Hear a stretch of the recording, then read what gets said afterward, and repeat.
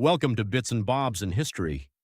Patrick Cleburne was one of the Confederacy's most talented generals, but in 1864 he proposed something that shocked Confederate leaders, emancipating enslaved people and allowing them to fight for the Confederacy. Patrick Cleburne was born in County Cork, Ireland, in 1828. Before coming to the United States, he spent a short time serving in the British Army.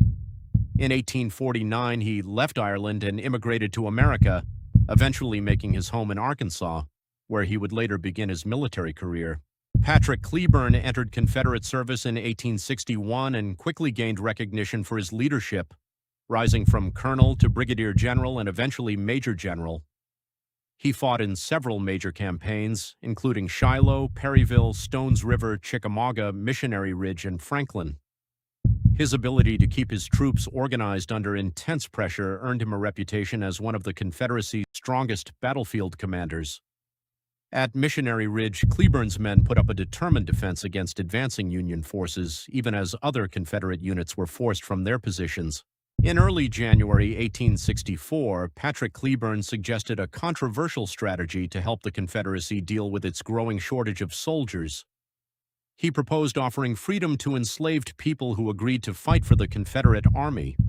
Cleburne believed the South was running out of manpower and needed to consider major changes if it hoped to continue the war. Confederate leaders rejected his proposal, and the idea was not seriously pursued at the time. On November 30th, 1864, Patrick Cleburne took part in the Confederate assault at the Battle of Franklin in Tennessee. As Confederate troops attacked heavily fortified Union positions, Cleburne led his men forward despite the intense resistance. He was mortally wounded during the assault and died at the age of 36. Cleburne was initially buried in Tennessee, but his remains were later moved to Helena, Arkansas in 1870.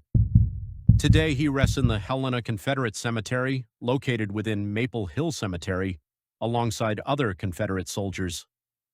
A memorial dedicated to Cleburne stands beside his grave. Thanks for watching, and please like and subscribe if you like this kind of content.